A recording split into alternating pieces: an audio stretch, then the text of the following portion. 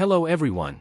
Welcome back to our programming series. Today we are going to see about SkillRack Daily challenge, that is, function, swapEveryTwoDigits. Char new_number, 20, declares an array new_number to store the result of swapping every pair of digits. Int in equals 0, initializes a variable into 0. This will be used as an index to populate the new_number array. 4, int I equals 0, I ln 1, I plus equals 2, initiates a loop that iterates over pairs of digits in the original string.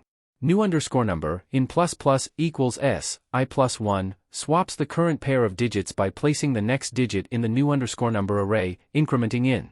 New_number, in ++ equals s, I, swaps the current pair of digits by placing the current digit in the new_number array, incrementing in.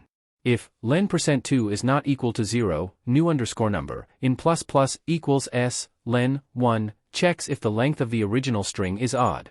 If true, appends the last digit to the new_number array. New_number, in equals \0, null terminates the new_number array to form a valid C string.